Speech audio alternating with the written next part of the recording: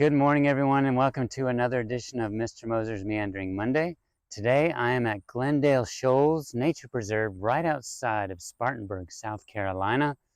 We're going to go through a little history today. You're going to see this was once an ironworks and also a mill, and I hope you enjoy it. In the heart of Glendale, South Carolina, just southeast of Spartanburg, where the river weaves its way through the land, lies a hidden gem that has witnessed centuries of stories and secrets. The Glendale Shoals Preserve. We'll see the rise and fall of the cotton industry in the area. We'll also see how people that lived in the area, two specific people, started two colleges in the Spartanburg area. From Crowder's Creek Elementary, the Glendale Shoals Preserve is about 1 hour and 10 minutes west of our location. The preserve was donated to a land conservation group in 1993 by a man named Billy Tobias.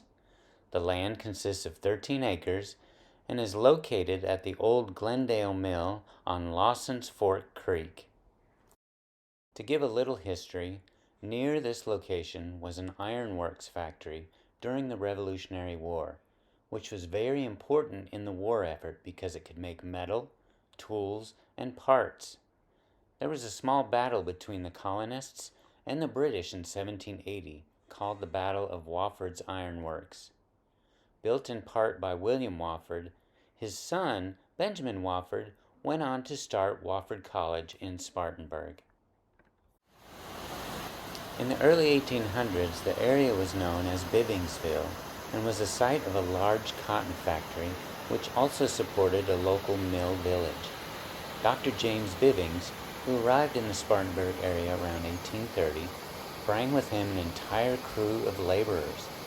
He started a cotton manufacturing company in 1831 and built the Bivvingsville Mill and the surrounding town of Bivvingsville. After a downturn in the economy in the 1840s, Dr. Bivvings decided to leave the area.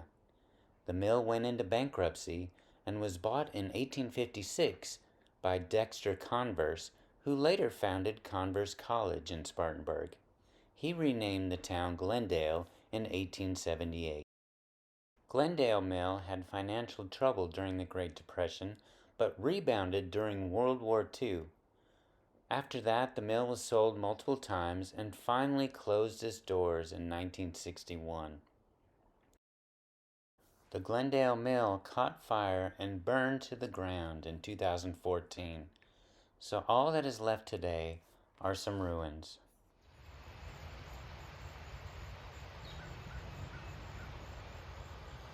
While there are only ruins left, you are allowed, since it is a park, to wander through and look at the ruins up close.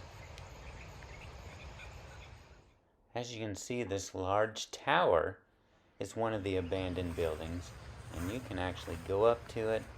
I wouldn't go in it because there is a big drop, but you can go and look inside.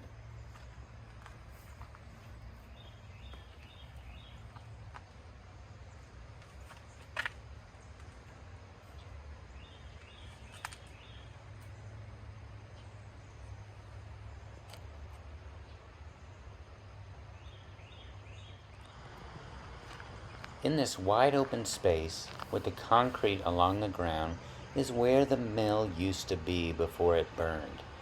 It was a huge complex, and in the distance is the river.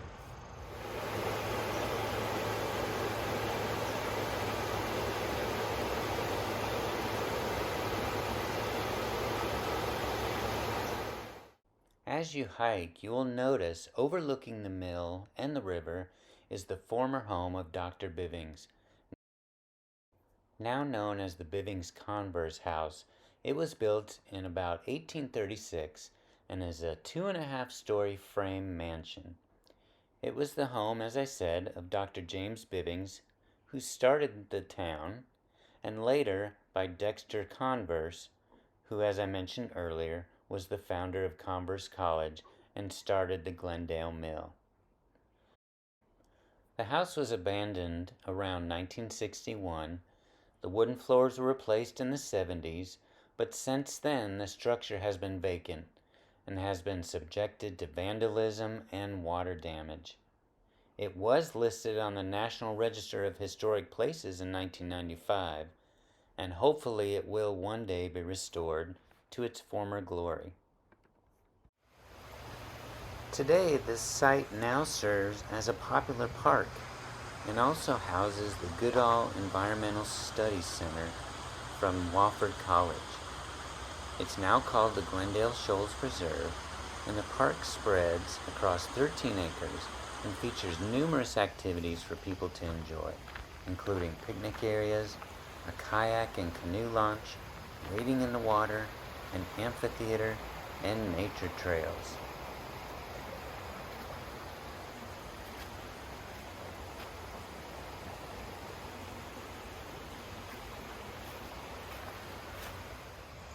You can hike on the trails along the river or along the ruins, or when it's warmer, be able to wade in the water. It'd be a great way to spend an afternoon. I hope you enjoyed it. Have a great day.